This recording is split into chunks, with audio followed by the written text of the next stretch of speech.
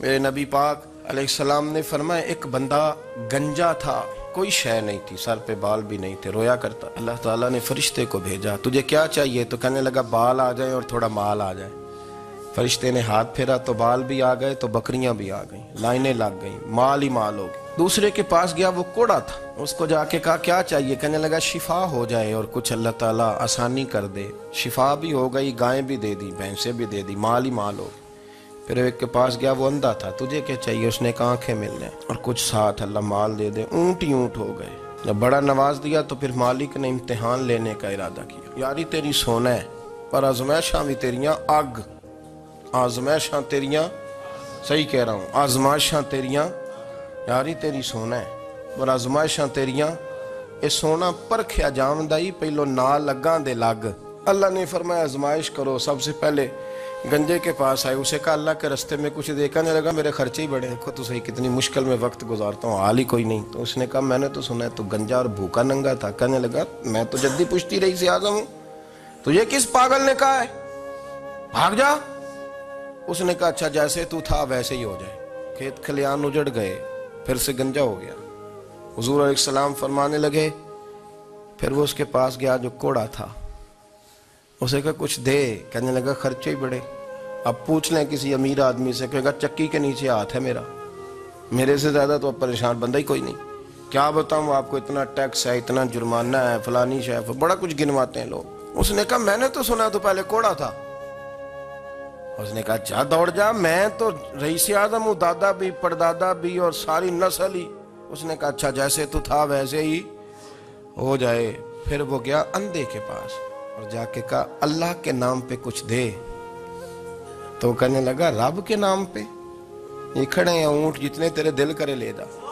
اس نے کہا کیا معنی اس بات کا؟ کہنے لگا یار تجھے کیا بتاؤں، میں تو اندھا تھا، میں نے تو کبھی دنیا دیکھی نہیں تھی، پھر اس کریم نے فضل کیا تو مجھے بڑا کچھ دکھایا، میں کیا بتاؤں، میرا دل کر رہا ہے کہہ دوں کہ پھر اس نے کعبہ دکھایا، پھر اس نے روضہ رسول دکھایا، پھر اس نے ریاض الجنہ کے سجدے دکھائے، پھر اس نے اپنے محبوب کے دروازے کی رونقیں دکھائیں۔ اس نے بڑا کچھ دیا، اس نے بڑا نوازا۔ میرے پاس تو شاید میں بدکار پرانا خادم، کسے در ملی نہ ٹوئی، ایتے واصف یار نے نظر جو کی تھی، پھر واصف ہی ہوئی۔ یہ تو اس کا کرم ہوا۔ تو یہ وہ کہنے لگا تو اللہ کے نام پہ جان مانگ، میں وہ بھی دینے کو تیار، میرے پاس تو شے ہی کوئی نہیں تھی، مجھے تو اپنا پتہ ہے، میں تو کوئی شے نہیں تھا، کچھ نہیں تھا میرے پاس، یہ تو ان کا کرم ہے کہ رخ ان کا ادھر ہے، اور مختصر سی میری کہانی ہے، یہ جو بھی ہے ان کی مہربانی ہے۔ تو وہ کہنے لگا میں بھی کچھ لینے نہیں آیا تھا، تیری آزمائش ہی کرنے آیا تھا، تیری عزتیں بھی سلامت رہیں گی، تیرا مال بھی سلامت رہے گا، تیری شفا بھی۔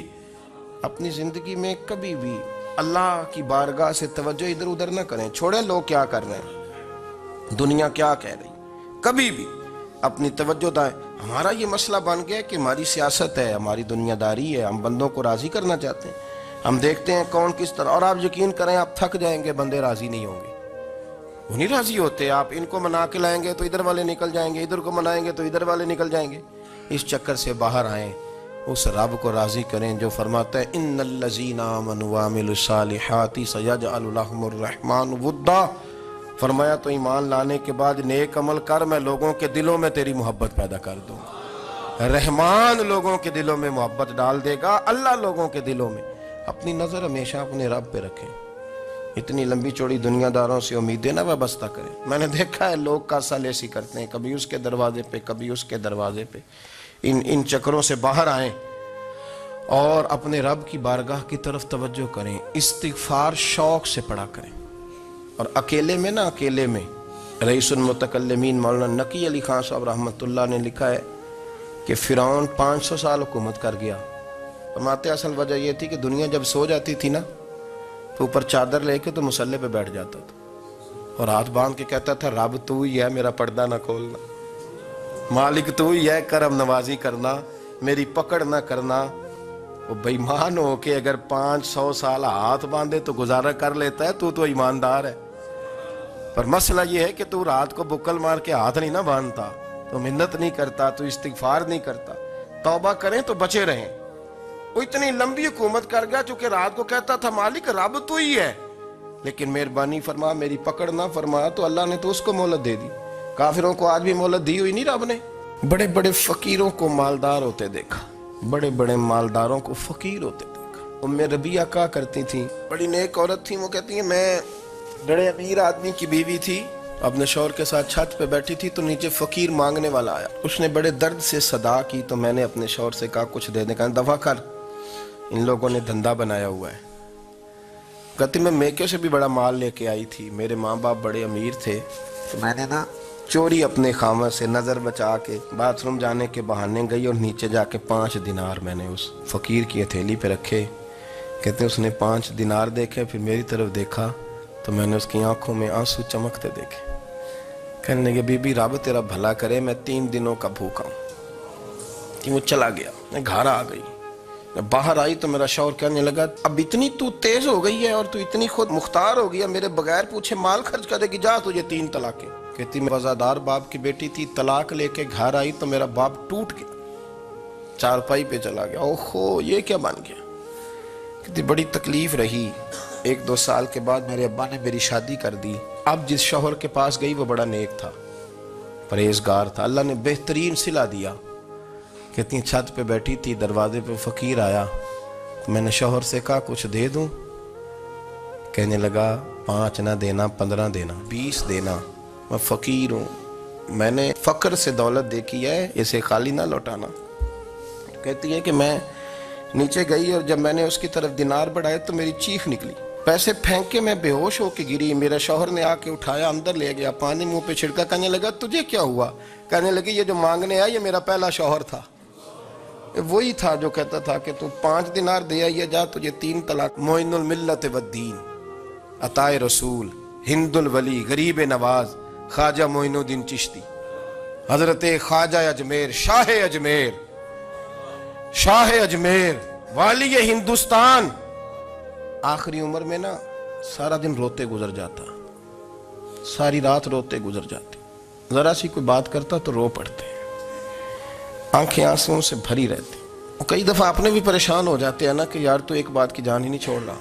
تو خواجہ قطب الدین صاحب بختیار کاکی سے لوگوں نے شد سے بات کریں، اتنا بھی تو نہیں نہ رونا چاہیے، ہر وقت اس کے آنسو کی کریے، عاشق دا کام ہی رونا تونا، تبھی نہ روئے نہیں منظوری۔ ہر وقت رونے کا کیا مطلب ہے؟ تو خواجہ قطب صاحب کہتے ہیں میں قریب گیا تو میں نے پیر دبائے، میں نے کہا سونیا لوگ تو کچھ بھی نہیں کرتے، تو نے تو کمال کر دیا، 90 لاکھ آدمی مسلمان کر دیا، دنیا کچھ نہیں کرتی، تو نے 50 سال ساری رات مسلح پہ بیٹھ کے رب راضی کیا، تو شہزادہ تھا، حضور کی اولاد تھا، لیکن معین الدین تیرا ایک پلاٹ بھی نہیں، تو نے طالب علم پالے، انہیں غریبوں کو دیا، انہیں نوازا، کوئی شے نہیں تیرے پاس، ہر چیز تو نے، ساری رات روتے ہو، سارا دن روتے ہو۔